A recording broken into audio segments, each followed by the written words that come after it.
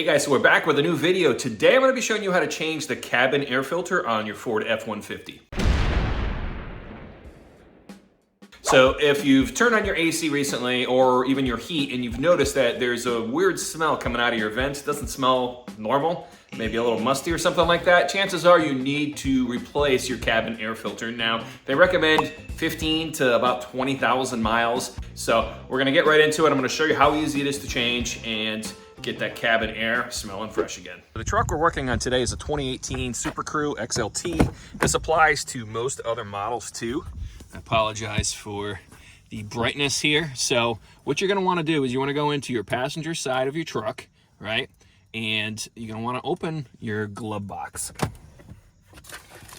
All right, now you probably wanna take all the junk out, set it to the side. After you get your glove box open, on the left side, you'll notice there's a little rubber stopper and there's a little slit in the plastic over here. You can actually pull this rubber stopper inwards towards the right and it'll disengage. So here's a close-up of the left side. Like I said, you just kind of pull this off to the right to disengage that little rubber grommet right there, and that'll get it out of that little notch right there. On the right side, it's a little bit different. You'll notice that there is this little geared arm right here. This is for the slow open. And this is the little piece with the arm that has the rubber grommet on it that needs to be disengaged. So first we need to disengage this right here so we don't break it. And basically what you do is you hold on to this little piece and kind of pull down on it a little bit. And then you can just pull that out of the way, move it up if you want.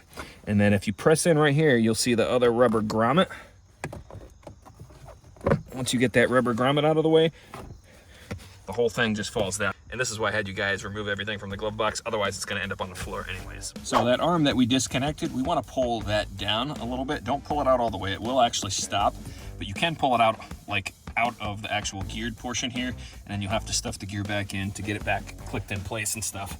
This cover, this is where the air filter actually is. All right, so to be able to get the air filter out, because it's gonna hit the back of this little storage pocket, this is where I keep like my manual and everything, you need to pull this little rubber piece off here, and then we need to remove this screw and this screw, and that'll help us take this piece out right here. If you have a nut driver, it's a little bit better, but a ratchet in the socket works just as good. These have some like push pin things on the back of them, but it will pop out of place. Sometimes if you grab the back of it here, it'll actually help it come out a little bit easier. Unsnap this entire thing here, this wire here for the light switch. We're gonna undo that, put that to the side. All right, now once you have access to where the filter is here, there's a tab on the left and a tab on the right. You simply just pull on that. You can remove that cover, set that to the side, and then here's your old filter. Now you want to pay attention to the orientation of the filter. Notice this top piece here has this little squishy seal piece here. We want to make sure that's aimed up on the next one that we put in. So as you can see, this thing's pretty filthy. We'll toss that to the side. So obviously you can put in the Ford Motorcraft. I'm using the Fram. It's a CF for cabin filter, 12150. This is a carbon activated filter. So here's what the new one looks like. You can see it's, you know, kind of black colored. That's the carbon. And you'll notice that that squishy part on the top here that had that little like 1/4 inch gap on it, that's gonna go up. So we're just gonna take the new filter, we're gonna slide it in place here. There's actually a little channel that it fits into, so you wanna make sure you have it in there. And you simply just push it in all the way, just like that. We'll take our cover, so we'll put those two bottom pieces in first. And once that's in, we can click in the left and the right side. And that's all there is to changing the filter. Now we just got to put all our trim back in. So we'll reconnect our light switch here. Everything should just snap right back into place.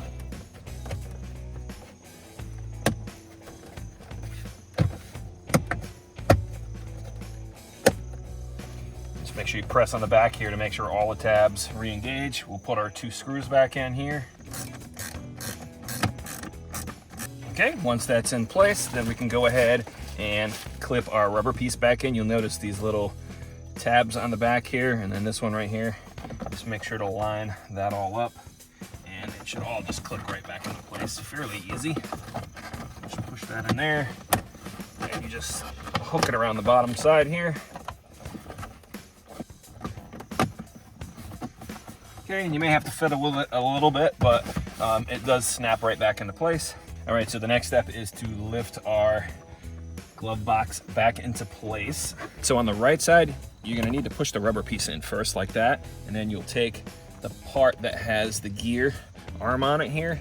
You can push that through the hole and then hold on to it and then lift up on it, and that's gonna snap that back into place.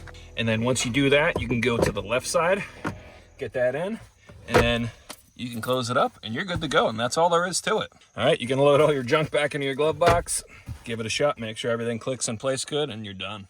All right, guys, so that wraps it up for this video. Super simple maintenance to do on your truck. Keep that cabin air nice and fresh, especially if you have allergies. You know, you don't want that stuff, dust and stuff flying around in your truck while you're driving and you have your air conditioning or heat on. So thanks for watching. Check out some of my other Ford F-150 videos and some of my other DIY content. Thanks for watching. Until next time.